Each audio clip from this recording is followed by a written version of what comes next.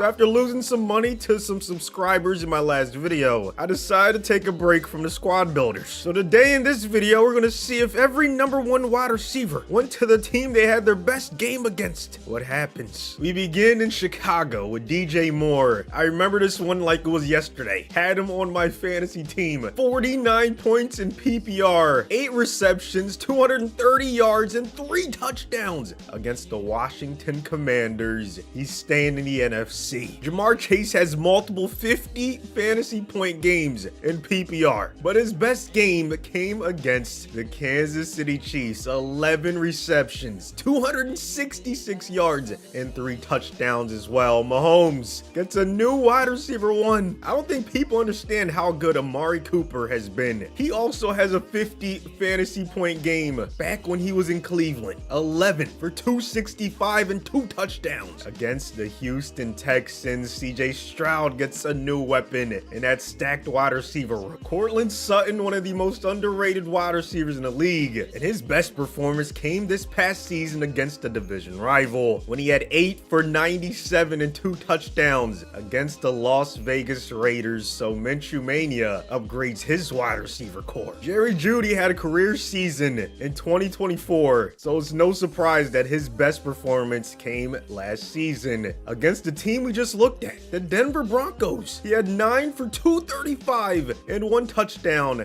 I'm guessing a lot of those did not come against Patrick Surtain, but he's headed to the Broncos. Future Hall of Famer Mike Evans has a bevy of great fantasy performances, but his best one came when the GOAT was thrown his direction against a division rival. 10 for 207 yards along with 3 touchdowns. The Panthers were his victim, and now Carolina is his home. Early in the season, I remember Marvin Harrison Jr., he struggled in week 1, and he had some weirdos saying he's going to struggle in the league, and then week number 2 came, and he went crazy. 4 for 130 and 2 touchdowns against the Rams. He had to shut them haters up. I don't mean to brag or nothing, you know, but another guy I had on my fantasy team, Lad McConkey. I saw the vision, like the line between 2 dots, okay? 8 for 94 and 2 touchdowns against another AFC opponent. He had a great rookie season, but his best game came against New England. That's where he's headed. We're going to focus on Rashee Rice for this because Hopkins is only an 84 with the morale boost. And if you watched him before he got injured this season, he was just going nuts, looking like a Pro Bowl, maybe even All-Pro type of receiver. The stats he was putting up, his best game though, came against the Atlanta Falcons. 12 receptions, 110 yards, and 1 touchdown. He's going to ATL. Indianapolis has a nice group of young wide receivers, but Michael Pittman Jr. still their highest overall. His best game was a few years ago when he had the Ginger Jesus Carson Wentz throwing his direction. 10 receptions, 86 yards, and 2 touchdowns against division opponent Tennessee. He's going to the Titans. McLaurin has been balling for a long time. I'm sure Jaden will not mind, you know, giving him away now that he has DJ Moore on his team. Well, he doesn't have a choice in the matter, okay? McLaurin is also headed to the Falcons. He had 6 for 123 and 2 touchdowns against them back in 2021, just to show you how long he's been balling. CeeDee Lamb has multiple 40-point games in fantasy. Him and Dak has been a nice connection for a pretty long time, and Matthew Stafford is going to get another weapon. His best game was against the Rams, 12 for 158 and 2 touchdowns. Los Angeles is looking scary. Tyreek Hill's best game was back when he was on the Chiefs. I remember it because I think this is when he gave Antoine Winfield the peace sign, and then Winfield returned the favor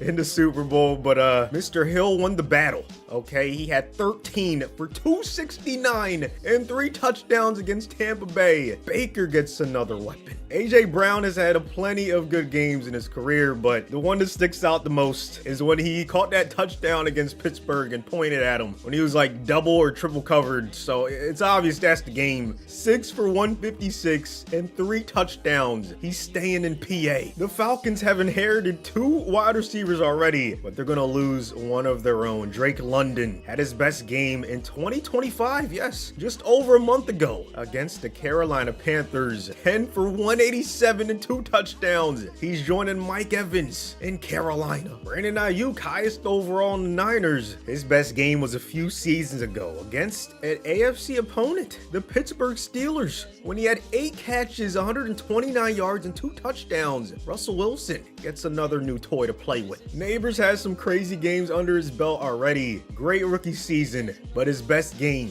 was against an AFC opponent, Indianapolis, when he had 7 for 171 and 2 touchdowns. Not a bad replacement for Michael Pittman. I promise I'm not bragging. I just want to, people say I don't have ball knowledge, but I drafted McConkey, Rashee Rice, BTJ. I mean, come on, man. I knew he would be elite. Thomas Jr.'s best game was against the New York Jets when he had 10 for 105, 2 touchdowns. The young stud is headed to New York. Top 5 wide receiver Amon-Ra St. Brown is going to be sorely missed in Detroit, and his new team might be the Super Bowl favorites now. Washington gets another one. He had 9 for 116 and 2 touchdowns. Jaden Daniels might set some records. Jaden Reed's best game actually came in game number 1 of last season against my Eagles, man. He was running wide open, but that was before we had Cooper DeJean, in the starting lineup. I'm just saying, okay? Still, he went crazy. 4 for 138 and a touchdown, not to mention 1 rush for 33 yards and a touchdown on the ground. 2 total touchdowns. He's headed to Philadelphia. Carolina has gotten 2 great wide receivers, but they're letting one go. Adam Thielen's best game was almost a decade ago. Dude is one of the most underrated wide receivers of our lifetime. He doesn't get talked about enough for how elite he has been. He had 12 for 202 yards and 2 touchdowns back when he was in Minnesota against the Green Bay Packers in 2016. And he's Jordan Love's new wide receiver 1.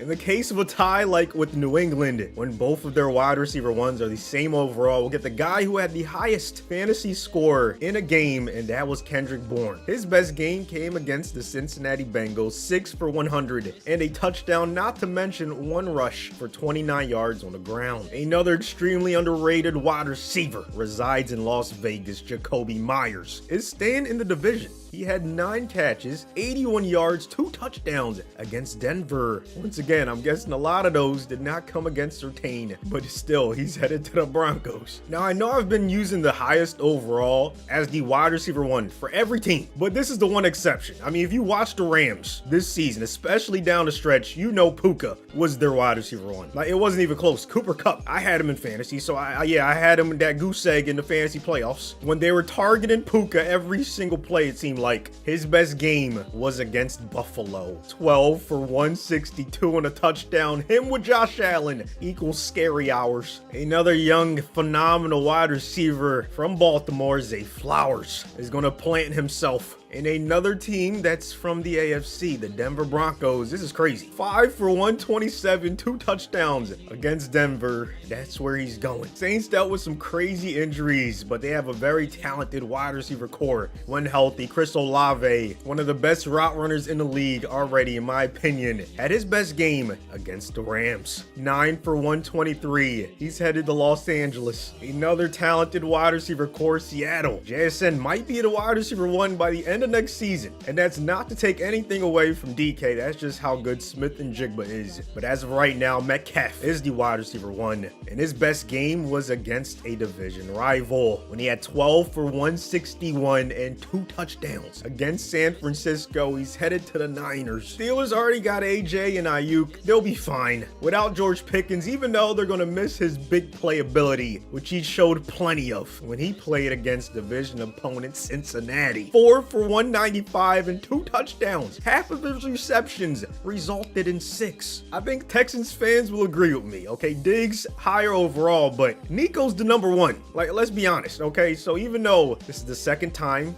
in the video, the lower overall is the wide receiver 1. It's a reasonable exception. And the team we just looked at, the Steelers, are going to get another one. Nico had 7 for 168 and 2 touchdowns against them. They might have the most stacked wide receiver room now. Calvin Ridley, the number 1 in Tennessee, has some really big games in his career. His best one was a 40-point performance back when he was in ATL playing against the Saints. He had 7 for 146 and 3 touchdowns touchdowns. He's headed to New Orleans. And then finally, a guy who arguably has one of the best starts to a career in wide receiver history, Justin Jefferson, is gonna go to Ridley's former team. The Atlanta Falcons inherit one of the best of all time already. 9 for 166 and 2 touchdowns. Jay Jettas is headed to ATL. So take a look at the new wide receiver rooms around the league. Did your team improve? If so, hey man, you deserve it, because you've had to watch these wide receivers torture your team. But if not, that's a good thing. That means, you know, no wide receiver has had the career game against you, at least no #1 wide receiver. Okay, so you got to take what you can get. These are the new rosters. Who's going to benefit the most? I see some nasty wide receiver rooms, some, you know, teams that got slightly worse and some teams that got slightly better. Let me know your predictions in the comment section. Let's see how this turns out. No surprise, Puka and Allen helped the Bills get the 1 seed. The Steelers with AJ get the 2 seed. You also have the Chargers, the Chiefs, the Bengals, Jaguars, and Ravens in the playoffs. DK Metcalf helped the Niners get the 1 seed. Mike Evans and Drake London helped Bryce Young and that revamped offense get the 2 seed. The Seahawks, Cowboys, Packers, Lions, and Washington end up in the playoffs. Let's begin with the wide receiver rooms, okay? Keenan in the #1 role had himself a great season. 1,100 yards, 3,000-yard receivers in Cincy. Pickens with 7 touchdowns. Bourne had 20. Higgins had 12, so Burrow might be an MVP combos. Puka excelled as the #1 in Buffalo. Jacoby, same thing in Denver. Elijah was the new #1 in Cleveland. Almost had a 1,000-yard season. Godwin and Tyreek both had 78+ receptions. Baker was spreading it around pretty well. Michael Wilson, the new #1 in Arizona, did his thing. Wide receiver by committee in Los Angeles with no glaring wide receiver 1. Hopkins had the most yards. Jamar Chase ended up 3rd, but just his presence helped them tremendously, man. Everyone got to eat. Josh Downs, 100 receptions. Filthy season for Indianapolis. I guess Neighbors was just getting double teamed. He still got 5 touchdowns. Good for 2nd on the team. Amon-Ra, the reception king, of course, led Washington in that category. DJ Moore was 2nd. Brandon Cooks, new wide receiver 1 in Dallas. Jalen Waddle and Berrios, the top 2 in Miami. Smitty had a great season. Jaden Reed did as well. I'm very shocked they didn't make the playoffs though. That's how tough the NFC was with these new wide receiver cores. I mean, look at what they had to deal with. In ATL, Jefferson, Rasheed, and McLaurin. Nasty trio right there. Kittle had the most yards in San Fran. Metcalf was 3rd, but that's a very physical wide receiver room. Going to be tough to beat them in the playoffs. The Giants had Jalen Hyatt as their leading wide receiver. Christian Kirk earning all that money. 17 touchdowns, 1,200 yards. BTJ was Aaron Rodgers' favorite target. Him, Adams, and Wilson. Scary wide receiver trio. Patrick had the most yards in Detroit. J-Mo was 2nd on the team.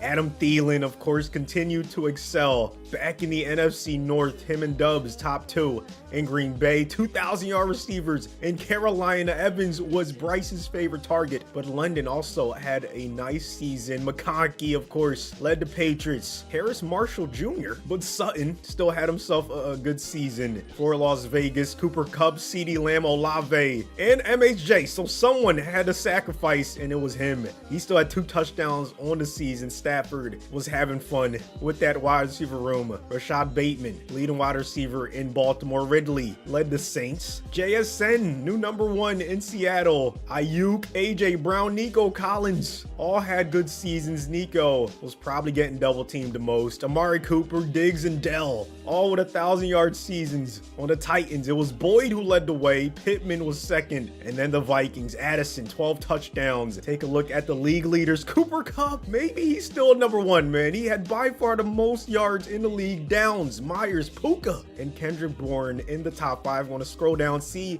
all the guys who had at least 1,000. Devontae was right there. Most receptions, T. Higgins by 1. Cooper Kupp could not get the triple crown this time. Only 4 guys had 100+ receptions. Downs and Cooper, the other 2, along with the other guys I mentioned. Let's see everyone who had at least 80. Coker had a nice season. Bourne with the most touchdowns in Cincinnati though. Kirk, Hollywood Brown, Adam Thielen, and Puka again. Here's everyone everyone that had at least 10. All right, now let's see the passing stats. Josh Allen excelled with Puka as his number 1. So did Burrow, Stroud, Bryce, and Mahomes. All guys who had nasty wide receiver rooms. It makes sense. Darnold didn't throw for the most yards, but he had a lot of touchdowns. Was top 10 in that category. Mahomes had 51. Going to be a close race to see who can win MVP. Look at Bryce, 43, Purdy with 45, Love 41. Only 5 quarterbacks threw for 40 plus. I'm seeing a lot of good ratios though. Not too many guys threw too many picks. Kenneth Walker though, most yards on the ground. Pacheco, Jacobs, Jones, and Najee in the top 5. Elite running backs still produced, even though their wide receiver rooms might have gotten a lot better. Look at Najee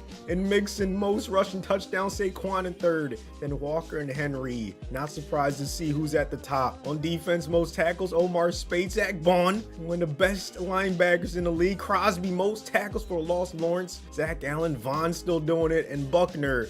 And then Crosby with the most sacks. He's going to win DPOY in the AFC. Watt, Hutchinson, Quinnen, and Van Noy right there. 8 INTs, Jair. Kenny Moore, Murphy, and Lassiter in 2nd with 7. Mahomes wins MVP. It was close between him and Josh Allen, along with Purdy, Bryce Young, and Burrow. So I'm guessing these guys did a little bit more in terms of rushing the football. Still great season from all these quarterbacks. OPOY goes to Kendrick Bourne. Who would have thought? Let's see, any other wide receivers that got traded? Okay, well, Christian Kirk had to step up in Jacksonville. Same with Josh Downs. Puka on his new team in the top 10. Same with Jacoby. DPOY goes to Crosby as expected. NFC DPOY, Kaiser White. And then OPOY, Cooper Kupp. Hey, man, they need to put respect on his name in Los Angeles. Trade him for a lot if you're going to trade him at all. Adam Thielen also needs more respect. Top 10 for OPOY, but that's it. So we know your old predictions most likely are not still intact, but if they are, hey, credit to you. If not, make a new one. Who's going to get to the Super Bowl out of everyone left? Buffalo is 1 game away with Puka, but the Chiefs with Mahomes and Chase make it to the Super Bowl, and so do the Packers with Adam Thielen helping Jordan Love get to the big game, the 6th seed. Beat DK and the Niners in the conference championship game. Lions got shut out in the divisional. That's crazy. Credit to that Packers defense. Can they shut down Mahomes and Chase? Had a feeling that when Jamar Chase went to the Chiefs, they'd end up in the Super Bowl, man.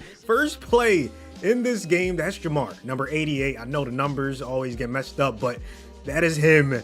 Great wide receiver number, by the way. And look at that. 2 catches already on drive number 1. Mahomes went to him often and early, but 4th and 2, big mistake, man. Did they not just see the Packers shut down one of the best offenses in the league, Detroit, and they went for it instead of taking their points? So here come the Packers. Tucker Kraft with a nice run after the catch. 3rd and 10 across midfield. That's Romeo Doubs. That's how the Packers operate. They don't really have that go-to guy who's going to dominate every single week. They usually go, to a wide receiver by committee. That's Adam Thielen getting his first catch, number 89.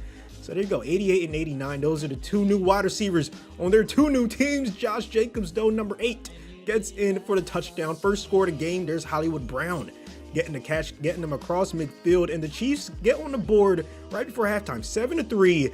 And Jamar Chase gets his 3rd catch of the game in the 3rd quarter. Quiet second quarter, but here he goes. He's going to have a big second half if Mahomes continues to go to him. But that Packers defense, led by Kenny Clark, was just too good this entire playoff run, and they get another stop. They force the Chiefs to punt. So here we go in the 4th quarter. 3rd and 11. Kansas City can make some plays too. That's the 3rd sack of the game on Jordan Love. Low scoring game, defensive battle. But I expected that after I saw what the Packers did once again to the Lions. Jamar Chase with another catch right there, having himself a big performance. Less than 2 minutes left. Isaiah Pacheco trying to get to the outside. He can't. So now it's a 3rd down and goal. Can the Packers do it again? No. Travis Kelce with the catch in the back of the end zone.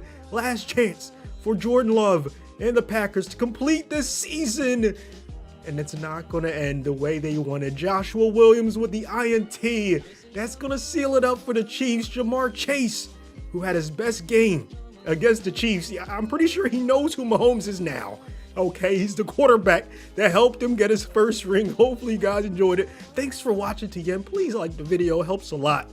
And I'll see you on the next one. 'Cause I'm on one, ay, number 1, ay, I'm the one, yeah, getting it done, ay, yeah, it's one of them ones, yeah, roll one up, ay, fill my cup, ay, on my way up, yeah, ay, 'cause I'm on